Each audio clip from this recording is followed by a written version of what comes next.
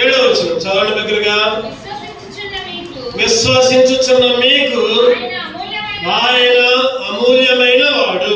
విశ్వసించుచున్న మీకు ఆయన అమూల్యమైన వాడు. ఈరోజు దేవుణ్ణి ఆరాధించాలి. మనం దేవుణ్ణి ఆరాధించాలంటే ఎట్లా ఆరాధించాలంటే అమూల్యమైన దేవుణ్ణి ఆరాధించాలి. అందుకని యోహాను సువార్త 4:24 ఒక మాట ఉంటుంది, దేవుణ్ణి ఆరాధించేవారు ఆత్మతోను సత్యముతోను ఆయనను ఆరాధించవలెను. ఆత్మతోను సత్యముతోను, ఆత్మతోను సత్యముతో. అంటే దాని అర్థం ఏంటంటే చాలా మంది పెదాలతో ఆరాధిస్తున్నారు, చాలా మంది మంచి మంచిగా తయారయ్యి ఆరాధిస్తూ ఉంటున్నారు, వేషధాలను ఆరాధన చేస్తున్నారు. దేవుణ్ణి ఆరాధించే వాళ్ళు అట్లా కాదంట. చదవండి అన్నమాట యోహాను సువార్త 4:24. దేవుడు ఆత్మ కనుక ఆయన ఆరాధించేవారు ఆత్మతోను సత్యముతోను ఆరాధింపవలెను. ఆత్మతో సత్యముతో నిజముగా ఆయన మేలును పొందుకొని మనం ఆరాధన చేస్తున్నామంటే దాని అర్థం ఏంటంటే ఆయన మేలు పొందుకొని ఆరాధన చేయాలి. పొందుకోకుండా ఆరాధన చేస్తే బాగోదు, పొందుకోకుండా ఆయన స్తుతిస్తే బాగోదు. చెప్పండి, ఎవరైనా నాకు 10,000 ఇచ్చారనుకోండి, అబ్బా నువ్వు మంచోడు అయ్యా, మాకు అవసరానికి ఆదుకున్నావు అంటాం. ఏమి డబ్బులు ఇవ్వకపోయినా నువ్వు మంచోడి మమ్మల్ని ఆదుకుంటావు అంటారు ఎవరైనా? ఎవరో అనరు. ఈరోజు మన దేవుడి నుంచి అన్ని పొందుకున్న తర్వాత మనం ఆరాధన చేయాలి. ఎందుకంటే దేవుడు ఆత్మ గనుక ఆయన ఆరాధించే వాళ్ళు ఆత్మతో సత్యముతో ఆరాధించాలి. పెదాలతో ఆరాధించి మళ్ళీ బయటికి పోయి తిట్టుకోవడం కాదు. పెదాలతో ఆరాధిస్తాం, బయటికి పోయాము మళ్ళీ తిట్టుకుంటా ఉంటాం. అవి మాటలు వస్తూ ఉంటాయి, బూతి మాటలు వస్తాయి, లేకపోతే అసహ్యమైన మాటలు, రకరకాల మాటలు. ఎందుకంటే మన దేవుడు అమూల్యమైన వాడు. మనం చదువుకున్న భాగం చూస్తే మొదలుపేది 2:7 వచ్చిన ప్రకారం మన దేవుడు ఎటువంటి వాడు చెప్పండి? అమూల్యమైన వాడు. ఈ అమూల్యమైన దేవుడు అమూల్యమైనవి నీకు నాకు కొన్ని ఇచ్చాడు. ఆ అమూల్యమైన దేవుడు అమూల్యమైన వాటిని నీకు నాకు ఇచ్చాడు. ఏమిచ్చాడు? ఎందుకు ఇచ్చాడు? ఆయన ఎందుకు స్తుతించాడు? క్లుప్తంగా ఒక 5 విషయాలు మనం ధ్యానం చేద్దాం. అమూల్యమైన వాటిని దేవుడు మనకి ఏమనుగ్రహించాడు? మొదలుగా కీర్తనలు 36:7 చదవండి. కీర్తన 36:7 దేవా నీ కృప ఎంతో అమూల్యమైనది, నరులు నీ రెక్కలనే ఆశ్రయించుచున్నారు. నీ కృప ఏంటో చెప్పండి? అమూల్యమైన వాడు, అమూల్యమైన దేవుడు అమూల్యమైన కృప ఇచ్చాడు. ఒకటిది అమూల్యమైన దేవుడు ఏమిచ్చాడు చెప్పండి? అమూల్యమైన కృప. ఆయన కృప, ఆయన కనికరం. ఎప్పుడు ప్రార్థన చేసిన అయ్యా నీ కృపయ్యా, నీ కృప ద్వారానే కృపా ఈ స్థితిలో ఉన్నానంటే నీ కృపేనయ్యా, ఈ స్థితిలో ఉన్నానంటే నీ కృపేనయ్యా. ఈరోజు ఆయన కృప చేతనే మనల్ని రక్షించాడు. ఆయన కృప చేతనే నిన్ను రక్షించాడు, విమోచించాడు, బలపరిచాడు. కేవలము ఆయన ఉచిత కృప మాత్రమే. అందుకనే భక్తుడు యెషయా గారు రాసుకుంటే 54వ అధ్యాయం 10వ వచనంలో పర్వతములు తొలగినను మెట్టలు తత్తరిల్లినను చదవనమాట. యెషయా 54:10 పర్వతములు తొలగిపోయినను మెట్టలు తత్తరిల్లినను నా కృప నిన్ను విడిచిపోదు, నా కృప నిన్ను విడిచిపోదు. చెప్పండి, పర్వతాలు తొలగిపోయినా, తర్వాత మెట్టలు తత్తరిల్లినా, భూకంపాలు వచ్చినా, ప్రమాదాలు జరిగినా, రోగాలు వచ్చినా, లేదా ఎన్నో ఇబ్బందులు ఎదురైనా ఆయన కృప మనల్ని విడిచిపోదంట. ఆయన కృప తొలగిపోదంట. అందుకే కృప అమూల్యమైన కృప. ఏ కృప ఇది? అమూల్యమైన కృప. ఎఫెసీయులకు రాసిన పత్రిక 2వ అధ్యాయం 7వ వచనం చదవండి. ఎఫెసీయులకు రాసిన పత్రిక 2వ అధ్యాయం 7వ వచనం. క్రీస్తు యేసునందు మనలను ఆయనతో కూడా లేపి పరలోకమందు ఆయనతో కూడా కూర్చుండబెట్టెను. విశ్వాసము ద్వారా కృప చేతనే రక్షింపబడి ఉన్నారు. ఇది మీ వలన కలిగినది కాదు, దేవుని వరమే. మీ వలన కలిగినది కాదు, అది దేవుని వరమే. చెప్పండి, కేవలం ఆయన కృప. కృప ద్వారానే రక్షించబడ్డాం, కృప ద్వారానే విమోచించబడ్డాం. ఈ కృప మన వల్ల కలిగింది కాదంట రక్షణ. ఈరోజు నువ్వు నేను రక్షణ పొందామంటే, బాప్తిసం తీసుకున్నామంటే మనం అనుకుంటాం కదా, నేను అట్ట చేస్తా, నేను ఎట్టు చేస్తా, నేను మానేసా అని అనుకుంటా ఉంటాం. కానీ ఎప్పుడైతే ఒక తీర్మానం తీసుకుని రక్షణ పొందామో ఆయన కృప మనల్ని నడిపిస్తా ఉంటుంది. అందుకని అక్కడ చక్కటి మాట ఉంది, ఏంటంటే అది దేవుని వరం. చెప్పండి, ఏంటిది? దేవుని వరం. దేవుని వరమే. మనం రక్షణ పొందడం కూడా దేవుని వరమే, ఆయన కృపే. అందుకనే ఆ రోజు ఎన్నో సుఖము కొత్తదారుడు ఎంతో వడ్డీలు వసూలు చేశాడు. అటువంటి ఆయన ఇంటికి పోయి ఆయన పుట్టివాడైనందున యేసుక్రీస్తు కనపడలేదని దారిలో అందరి మధ్య కనపడ్డని చెట్టు ఎక్కడానికి పోతే చెట్టు మీద ఉంటే ఆ చెట్టు కింద యేసుక్రీస్తు నిలబడి, జక్కయ్య త్వరగా దిగు, నేడు నీ ఇంటికి. కేవలం దేవుని వరం, ఆయన కృప, ఆయన కనికరం, దేవుని కృప మాత్రమే. వెతుక్కుంటూ చెప్పండి. అవతల బజార్లో పోతే చక్క అనుకునేవాడు, చూసేవాడు, పోయేవాడు. అబ్బా నేను యేసుక్రీస్తుని చూశానే అని అనుకునేవాడు. కానీ చక్క చేసింది ఏం లేదు, కేవలం దేవుని వరం. ఇంకో మాట చెప్పండి, దేవుని కృప ఆ చెట్టు దగ్గర ఆపింది. ఇతడును అబ్రహాము కుమారుడే, ఇతడును అబ్రహాము. ఎక్కడైతే 10 రూపాయలు తీసుకున్నాడో అక్కడ 40 రూపాయలు ఇచ్చాడు. ఎన్ని రెట్లు ఇచ్చాడు చెప్పండి. అక్కడ ఎన్నో అధ్యాయం మాట చెప్పండి, ఎన్నో అధ్యాయం? లోకస్వార్త 19వ అధ్యాయం చదవండి అన్నమాట. ఎన్నో వచ్చిన 8వ వచ్చిన చదవండి. ఇదిగో ప్రభువా, నా ఆస్తిలో సగం పేదలకు ఇచ్చుచున్నాను. నేను ఎవరి యొద్దనైనను అన్యాయముగా దేనిని తీసుకునే అతనికి 4 అంతలు మరలా చెల్లిస్తా. అన్యాయంగా వసూలు చేస్తే. ఆ రోజు చాలా మంది ఒక 1000 రూపాయలు తీసుకుంటే 4000 ఇచ్చాడు. 4000 తీసుకుంటే 400 అంటే ఎంత? 16000 ఇచ్చాడు. కొంతమంది అనుకున్నారు, అబ్బా నేను కూడా 10,000 ఇచ్చినట్టు బాగుండేది, 10,000 ఇస్తే వచ్చాయి 40,000 వచ్చాయి నాకు అని అనుకునేవారు. నిజంగా అది దేవుని కృప, దేవుని. ఈరోజు మనం రక్షణ పొందామంటే, ఈరోజు రక్షించబడ్డామంటే కేవలం దేవుని ఉచితమైన కృప. పర్వతములు తొలగిపోయిండు, మెట్టలు తత్తరిల్లిండు, నీ కృప నన్ను ఇచ్చిపో. ఈ కృప అమూల్యమైన కృప ఇయ్యడానికి ఆ అమూల్యమైన దేవుడు ఏం చేశాడంటే, హెబ్రీయులకు రాసిన పత్రిక 13వ అధ్యాయం, హెబ్రీయులకు రాసిన పత్రిక 13వ అధ్యాయం 12వ వచనం చదవండి. 13-12. కావున యేసు కూడా తన స్వరక్తము చేత ప్రజలను పరిశుద్ధపరచుటకై గావిని వెలుపట శ్రమ పొందిన ఆయన గవిని వెలుపటకొచ్చాడు. అమూల్యమైన కృప నీకు నాకు ఇవ్వడానికి ఆయన గవిని వెలుపటకొచ్చాడు. శ్రమ పొందాడు, కొట్టబడ్డాడు, దూషింపబడ్డాడు, అవమానింపబడ్డాడు. ఎన్నో మాటలు, ఎంతో దూషణ, కొరడాలతో కొట్టబడ్డాడు, ముళ్ళతో గుచ్చబడ్డాడు, ఒక మీద ఉమ్ము వేశారు.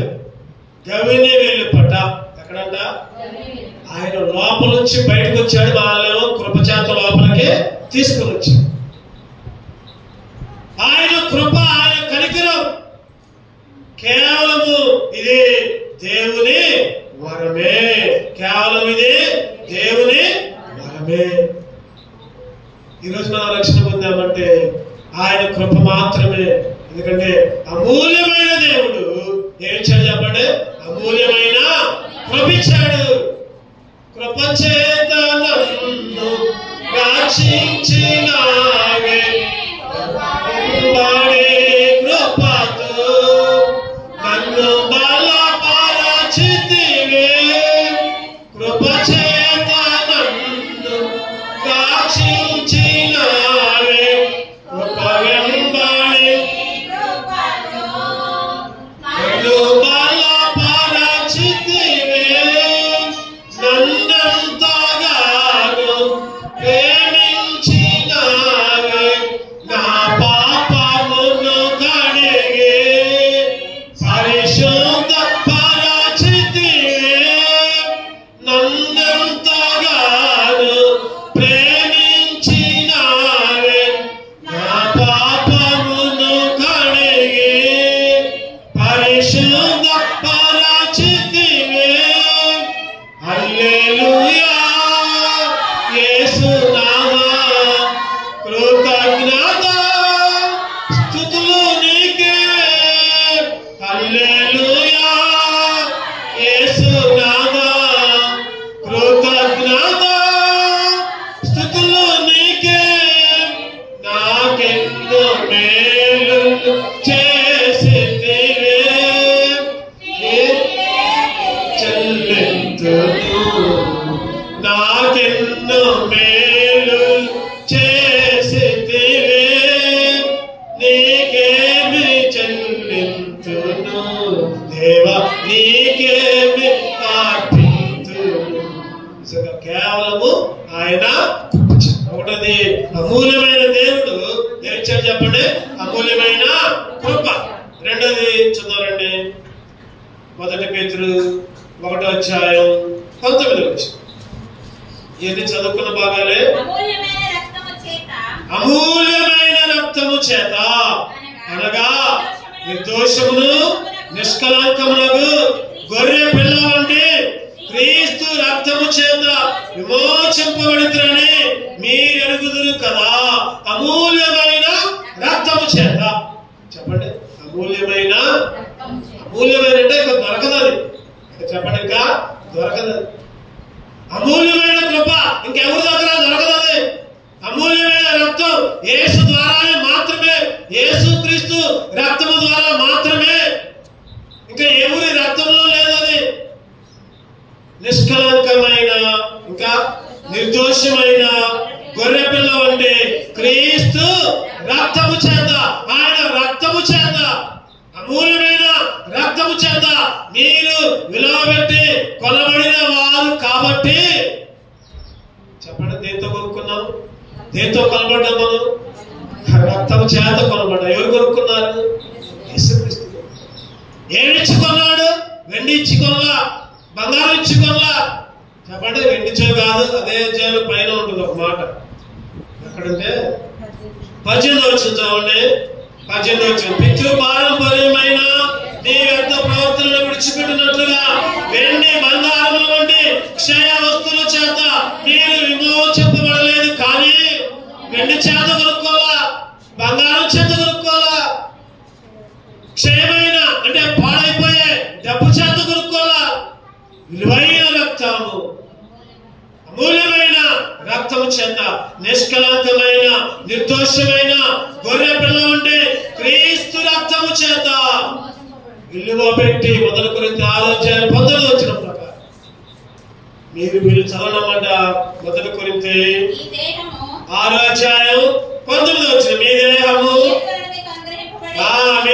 దేవుని వలన మీకు అనుగ్రహించబడి మీలో ఉన్న పరిశుద్ధాత్మ కాలమైనదని మీరు ఎరుగురా మీరు మీ సొత్తు కాదు విలువ పెట్టి కొనబడిన వారు కనుక మీ దేహంతో దేవుణ్ణి మీరు మీ సొత్తు కాదు అయ్యా ఆదివారం నేను ఇంటి దగ్గర ఉంటా నేను మందిరానికి రాను నా ఇష్టం వచ్చినట్టు చేస్తా అంటే నువ్వు నీ సొత్తు కాదు నువ్వు ఇంటి దగ్గర ఉండటానికి వీలు లేదు ఎందుకంటే నువ్వు నీ సొత్తు కాదు నీ చేతులు నీ కాళ్ళు నీ అవయవాలు దేవుడు కొనుక్కున్నాడు ఒకప్పుడైతే సైతాలు కొనుక్కున్నాడు నా చేతులు నా నోరు నా కాళ్ళు కానీ ఇప్పుడైతే అమూల్యమైన రక్తము చేత నువ్వు నన్ను కొనుక్కున్నావు అప్పుడుంది మీ దేహం అంట చెప్పండి, దేవుని వలన మీకు అనుగ్రహించబడి. దేవుని వలన. రక్తం అంటే ఏంటి చెప్పండి? రక్తం అంటే ప్రాణమే. రక్తం అంటే ప్రాణం. రక్తం పోయిందంటే ప్రాణం పోయినట్టే. ఆదికాండం 9:5 ఉంటుంది అన్నమాట. చదవండి అన్నమాట. ఆదికాండం రక్తం మీకు ప్రాణమైన మీ రక్తమును గూర్చి ఈరోజు రక్తం అంటే ఏంటి? ప్రాణమే. ప్రాణం పెట్టాడు, చనిపోయాడు, శిలువలో మరణించాడు. యేసుక్రీస్తు విజయం పొందాడు, సైతాను మీద గెలిచాడు, మరణం మీద గెలిచాడు, సమాధిని గెలిచాడు. అమూల్యమైన రక్తాన్ని ఇచ్చాడు, అమూల్యమైన రక్తాన్ని.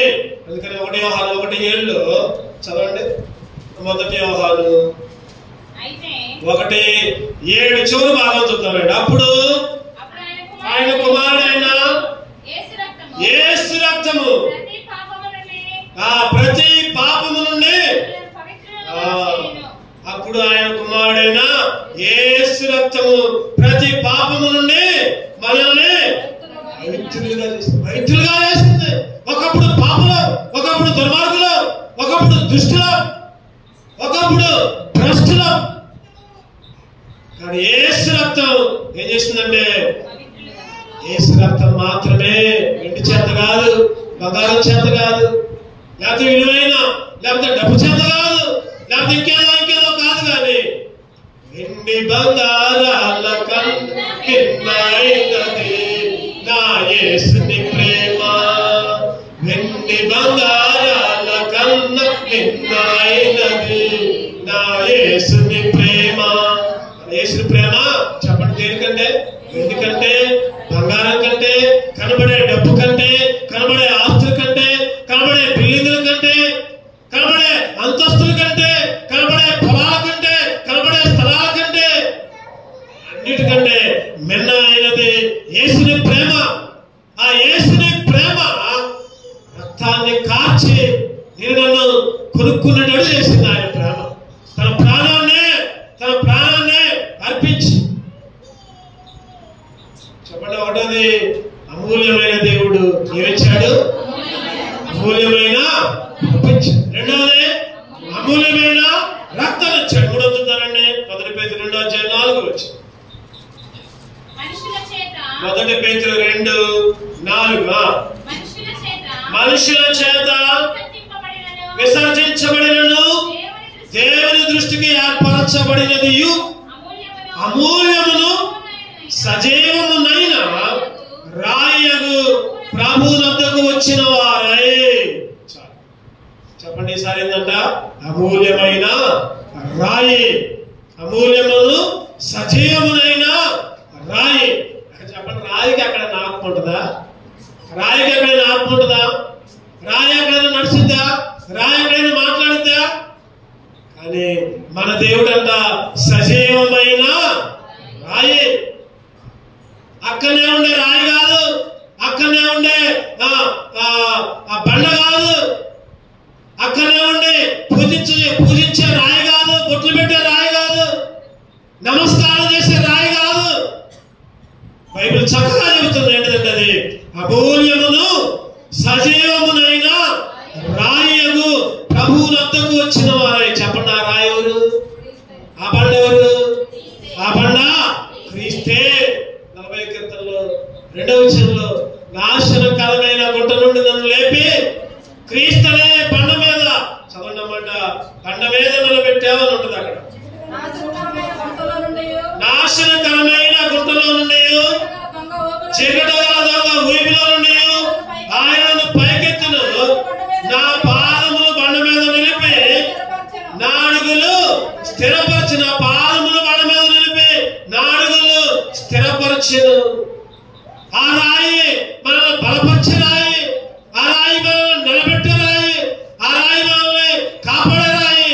ఒకప్పుడు పడిపోయాం, ఒకప్పుడు బలహీనంగా ఉన్నాం, ఒకప్పుడు ఊపిలో దిగి మునిగిపోతున్నాం. ఆ రాయి మనల్ని లేపి బండ మీద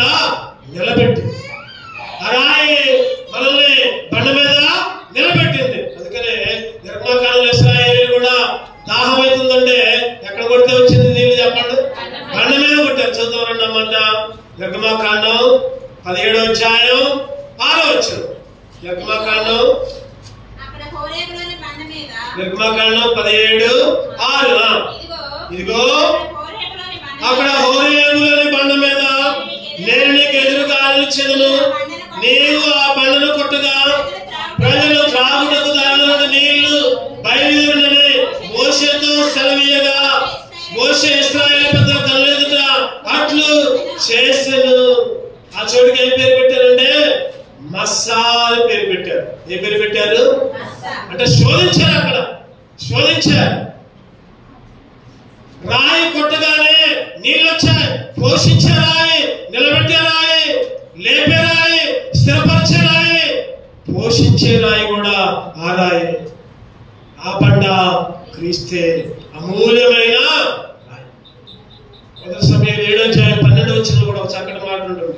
మొదటి సమయాలు 7:12 సమయాలు అంటాడు కదా. అప్పుడు సమయాలు ఒక రాయి తీసి మిస్పాకును షేనుకును మధ్య దానిని నిలిపి ఇంతవరకు యెహోవా మనకు సహాయం చేసినని చెప్పి దానికి ఎబెనేజరు చెప్పండి. ఏ పేరు పెట్టాడు? ఎబెనేజరు.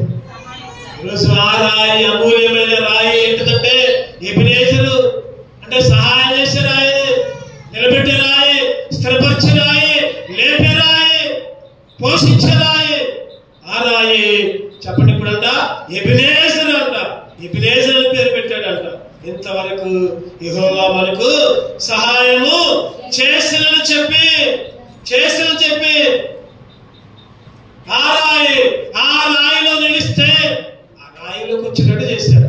ఆ రాయి మీద నిలబడ్డట్టు చేశారు. అందుకనే యోహాను సువార్త 15వ అధ్యాయం 6వ వచనంలో ఒక మాట ఉంటుంది. నా యందు మీరు, మీ యందు నా మాట. చదవమంట యోహాను సువార్త 15. ద్రాక్షవల్లిని నేను, తీగలు మీరు. ఎవడు నా యందు నిలిచిండునో, ఎవరి యందు నేను నిలిచిండునో వాడు బహుగా ఫలించును. నాకు వేరుగా ఉండి మీరేమీ చేయలేరు. ఎవడైనను నా యందు నిలిచి ఉన్నని ఎడల. ఒకప్పుడు నిలవల ఆయనలో బయట పారివేయబడ్డాం. ఇప్పుడైతే ఆయనలో నిలిచాం, ఫలిస్తున్నాం. మీరు బహుగా ఫలించడం నా తండ్రి మహిమపరచబడును. తెలుగు వచ్చిన అదే మాట ఉంది. మీరు బహుగా ఫలించడం వలన నా తండ్రి మహిమపరచ. ఈరోజు ఆరాయే నీ కొరకు నా కొరకు బలి. ఆరాయే సమాధిని గెలిచింది. ఆరాయే లేచింది, తిరిగి రాలేదు. రోమీయులకు రాసిన పత్రిక 8:32. రోమీయులకు రాసిన పత్రిక 8:32. తన సొంత కుమారుని అనుగ్రహించడానికి వెనుతీయక మనందరి కొరకు ఆయన అప్పగించిన వాడు. సొంత కుమారుణ్ణే నీ కొరకు నా కొరకు అప్పగించాడు, అర్పించాడు. ఆ రాయి నీ కొరకు నా కొరకు అప్పగించుకున్న రాయి. ఈరోజు చెప్పండి అమూల్యమైన రాయి, అమూల్యమైన రాయి. ఆ రాయి క్రీస్తే. ఆ బండ క్రీస్తే. క్రీస్తనే రాయి మీద ఒకప్పుడు ఊపిలో ఉన్నాడు ఆయన. ఒకప్పుడు పడిపోయే స్థితి, ఒకప్పుడు స్థిరంగా లేని పరిస్థితి. ఒకప్పుడు ఎందుకు పనికిరాని పరిస్థితి, ఎవరు సహాయం చేయలేని పరిస్థితి. అటువంటి పరిస్థితిలో ఊపిలోకి లేపి నిలబెట్టావు, స్థిరపరిచావు. ఎబెనేజరుగా తోడుగా ఉన్నావు. నీ సొంత కుమారుని అనుగ్రహించి ప్రాణాన్ని కూడా లెక్క చేయకుండా నేను నీవే అప్పగించుకొని క్రీస్తు అనే బండ మీద అమూల్యమైన రాయిగా నా జీవితంలో ఎన్నో మేలు చేశావు. అందుకే నిన్ను స్తుతిస్తున్నా, నిన్ను ఆరాధిస్తున్నా. 4వ చదవండి. 4వ విషయం 2 పేతురు 1:4. 2 పేతురు 1:4. ఆ మహిమ గుణాతిశయములను బట్టి ఆయన మనకు అమూల్యములను ఆశ్చర్యకములైన వాగ్దానాలు అనుగ్రహించాడు. చాలు. అమూల్యమైన వాగ్దానాలు. 4వది అమూల్యమైన దేవుడు నీకు నాకేమిచ్చాడు? అమూల్యమైన దేవుడు నీకు నాకేమిచ్చాడు? చెప్పండి. ఒకటోది ఏమిచ్చాడు చెప్పండి. అమూల్యమైన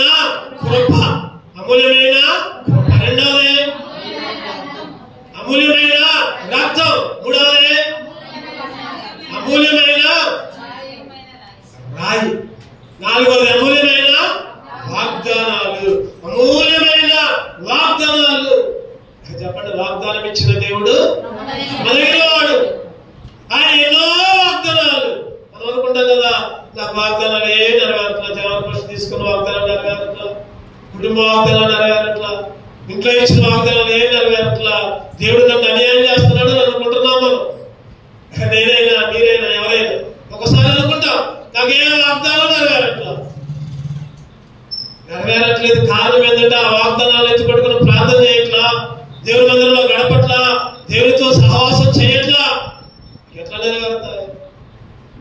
ఈరోజు దేవుడు ఎన్నో ఆ రోజు యాకోబుకి వాగ్దానం ఇచ్చాడు, మరలా నువ్వు వస్తావు, ఎక్కడికి మరలా నువ్వు వస్తావు, ఎక్కడికి పోయినా ఇక్కడికి వస్తావు. ఆదికాండం 28వ అధ్యాయం చదవనమాట.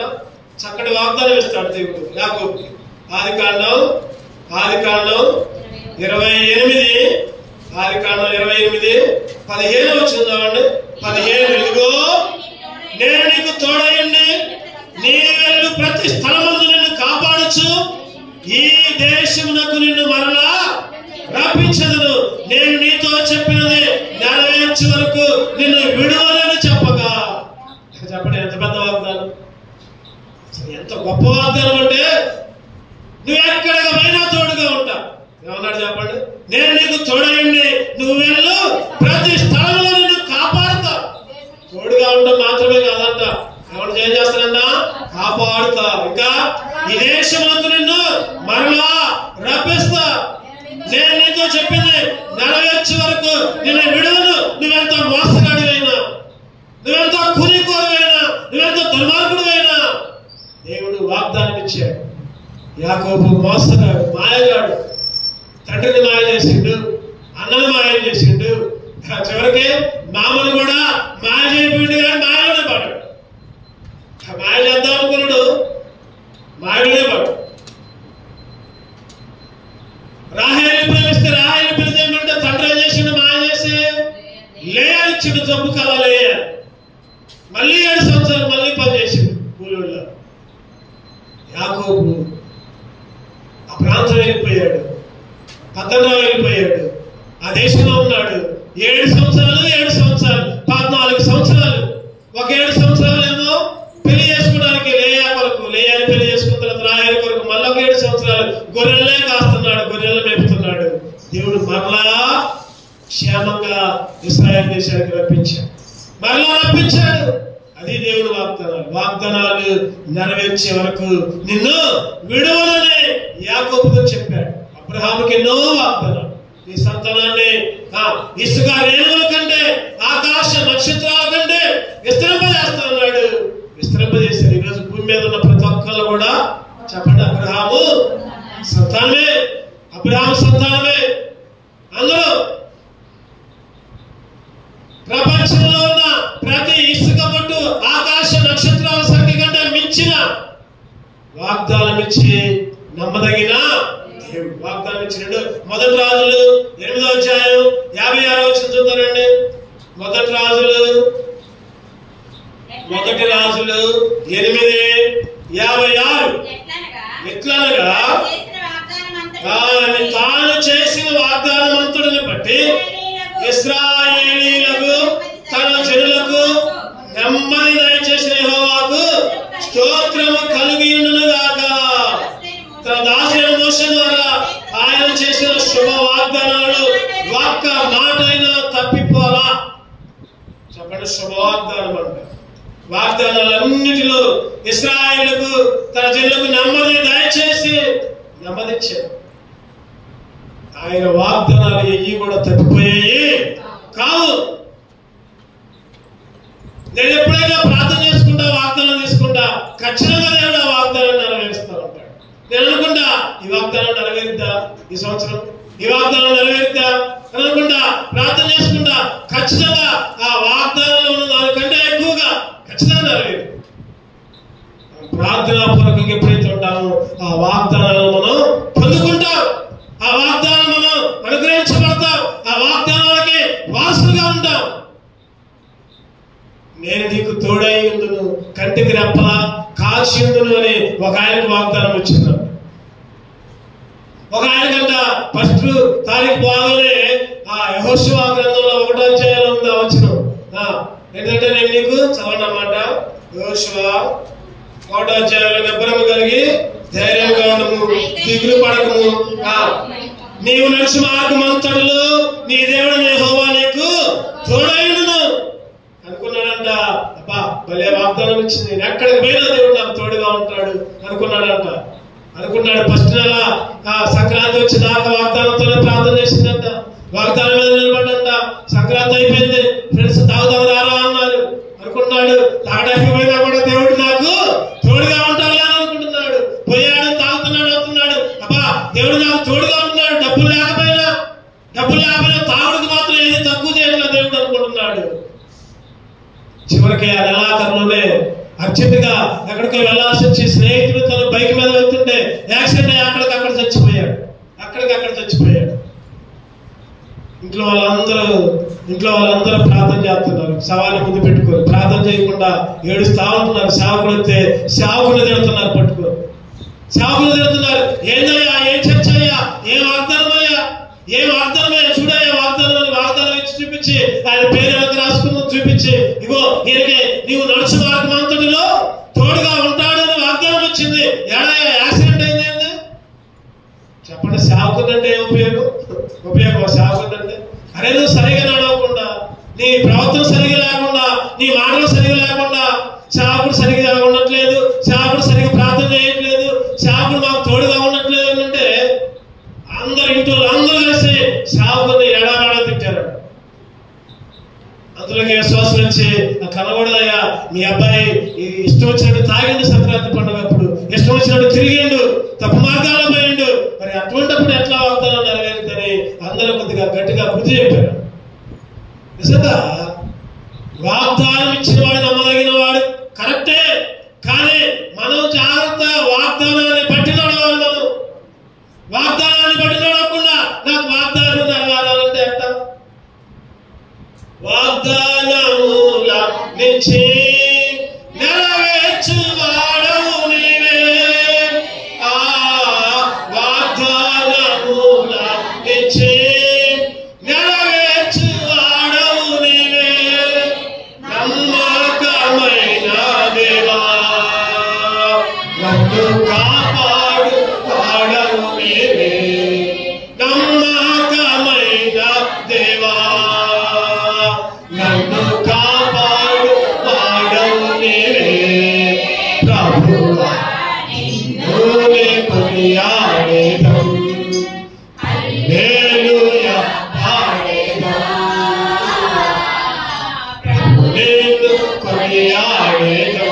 ఆయన వాగ్దానం ఇచ్చిన వచ్చేవాడు. ఏ వాగ్దానాలు చెప్పండి? అమూల్యమైన వాగ్దానాలు ఇచ్చావు. నీవు ఎమ్మడి నడుచుకున్నాడు చేశావు. ఈ వాగ్దానం నా జీవితంలో నెరవేర్చావు, అందుకే నేను స్తుతిస్తున్నావు. చివరిగా ఇంకొకటి ముగించుకున్నాం. మనం చివరిగా ఇంకొకటి చూసుకున్నాం. 2 పేతురు 1:1. 2 పేతురు 1:1. యేసుక్రీస్తు దాసుడును అపోస్తలుడైన సీమోను పేతురు మన దేవుని యొక్కయు రక్షకుడైన యేసుక్రీస్తు యొక్కయు నీతిని బట్టి మా వలనే అమూల్యమైన విశ్వాసము పొందిన వారికి. చెప్పండి, ఏ విశ్వాసం అంట?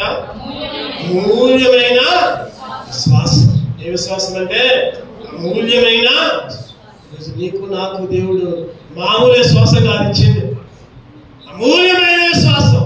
ఈరోజు అమూల్యమైన విశ్వాసాన్ని నీకు నాకు ఇచ్చాడు కాబట్టి ఆదివారం ఎన్ని పనులున్నా మానేసి దేవుని మందిరంలోకి వస్తున్నాం. అమూల్యమైన విశ్వాసాన్ని కలుగజేశాడు కాబట్టి ప్రార్థన చేసుకోవడానికి, బైబిల్ చదువుకోవడానికి, దేవుని మందిరంలో గడపడానికి, సంఘ ప్రార్థనకు రావడానికి, సంఘం గురించి అత్యాసక్తితో ప్రార్థన చేయడానికి, లేకపోతే మందిరంలో పనులు చేయడానికి, మందిరంలో చాపలేయడానికి దేవుడు కృపిస్తున్నాడు. కారణం చెప్పండి, దేనిది కారణం? ఈ లోకంలో నాకు మేలు కలిగింది, నాకు అది వచ్చింది, ఇది వచ్చింది, ఈ లోకంలో కాదు. వాడి కొరక మనం చేసేది. చెప్పండి, రాత్రి ప్రార్థన అయిపోయిన తర్వాత అన్న చాపలేద్దాం, నేను వద్దన్నా కూడా లలితక్క అంటే పూజ తెలిపింది, నార్మల్ సిస్టర్ తర్వాత మా అమ్మ ప్రవేలక్క, రాత్రి వచ్చిన వాళ్ళు హైమావతి, తర్వాత ఇంకెవరు ఫీమే, అందరూ కలిసి శుభ్రంగా ఊడిశారు, చాపలేశారు, పూజ కూడా తెలిపారు. ఏంటిది విశ్వాసం? దేనికి కారణం ఏంటంటే చెప్పండి, అమూల్యమైన కంటికి కనపడకపోయినా ఒకానొక రోజు నేను చనిపోతా, చనిపోయిన తర్వాత నా రాసుతో నేను ఉంటా. అది విశ్వాసం. అందుకనే ఏప్రిల్ 12:1 నా పౌలు గారు అంటారు ఒక చక్కటి మాట. ఏప్రిల్కి రాసిన పత్రిక 12 వాడు ఎంతో గొప్ప సాక్షి సమూహం మేఘము వలె మనల్ని ఆవరించి ఉన్నందున మనము కూడా ప్రతి భారమును సులువుగా చిక్కులు పెట్టి పాపమును విడిచిపెట్టి విశ్వాసములకు కర్తయు దానిని కొనసాగించబడిన యేసు వైపు చూచుచు మన ఎదుట ఉంచబడిన పందెములు ఓపికతో చెప్పండి ఏంటంట? విశ్వాసములకు కర్తయు. విశ్వాసానికి కర్త.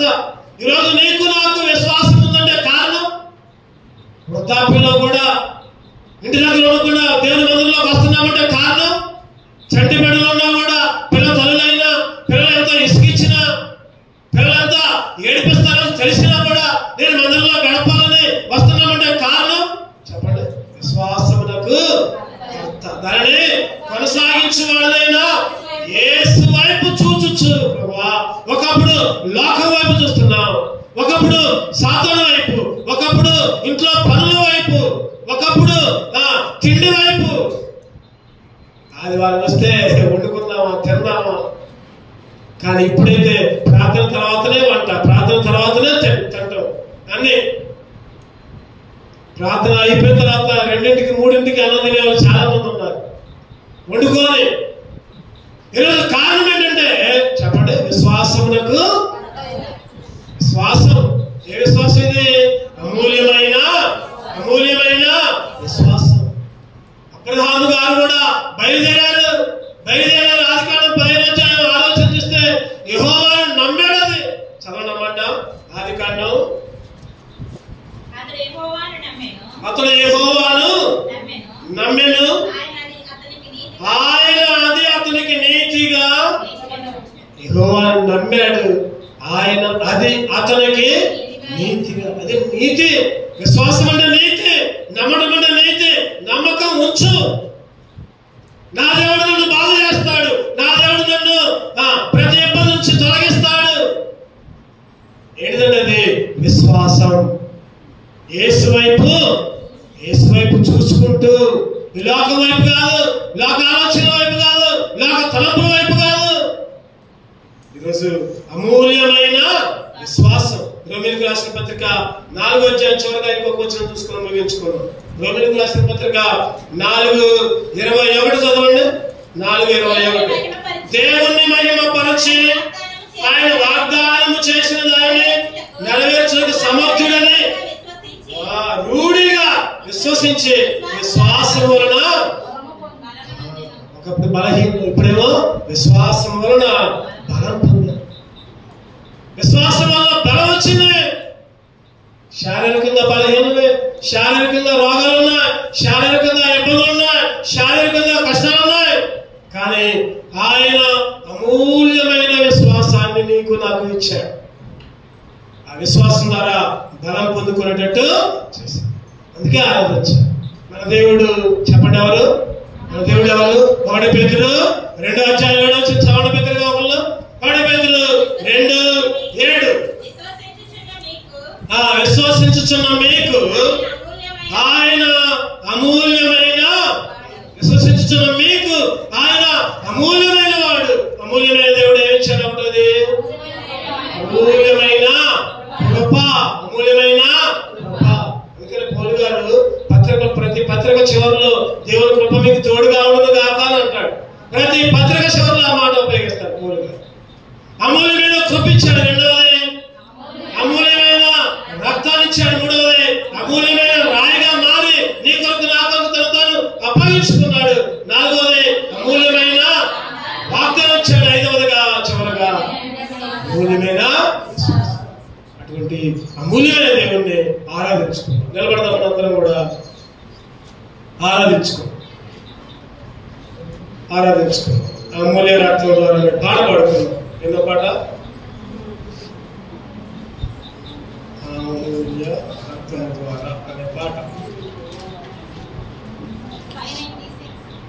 596 596 సీనికి తలంచే పాట సంఖ్య 596. కొద్దిగా లైన్కి ముగ్గురు చొప్పున నిలబడప్పుడు కొద్దిగా ముందు జరగండి. లైన్కి ముగ్గురు చొప్పున క్రమంగా కూర్చున్నాం. 596 501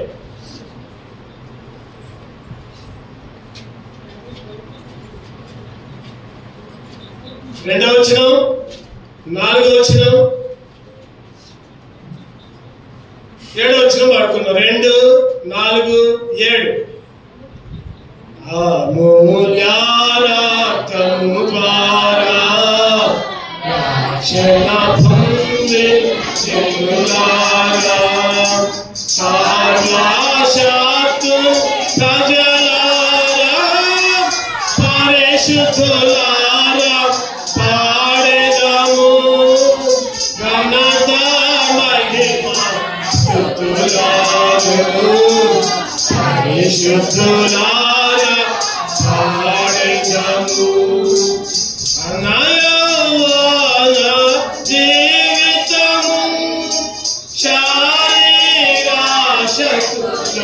మరచి, మనయవాన జీవితము శారీరాశక్తులు మరచి, చెడు మాటలను పలుకుచు శాంతి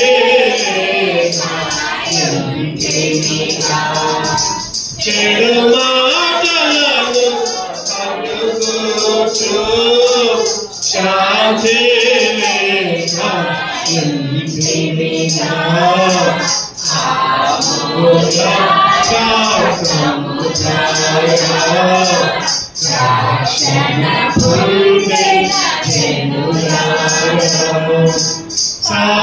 సర్వశక్తు ప్రజలారా, పరిశుద్ధులారా పాడెదము ఘనత మహిమ స్తుతులను,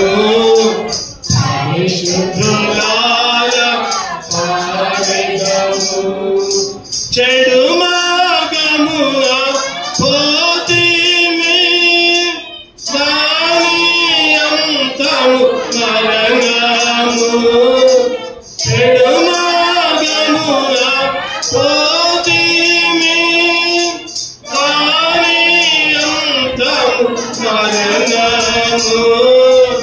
నరక శిక్షకు లోబడుచు పాపపు ధనము పొందితిమి. నరక శిక్షకు లోబడుచు పాపపు ధనము పొందితిమి. అమూల్యరక్తము ద్వారా రక్షణ పొందే జనులారా, సర్వశక్తు ప్రజలారా, పరిశుద్ధులారా పాడెదము ఘనత మహిమ స్తుతులను, పరిశుద్ధులారా పాడెదము. మన రక్షకుని స్తుతించెదము, మనలను చేసే ధన్యులుగా. మన రక్షకుని స్తుతించెదము, మనలను చేసే ధన్యులుగా. మన దేవుని కీర్తించెదము, దేవాత్మ శరీరములను. మన దేవుని కీర్తించెదము, దేవాత్మ శరీరములను. అమూల్యరక్తము ద్వారా రక్షణ పొందే జనులారా, సర్వశక్తు ప్రజలారా,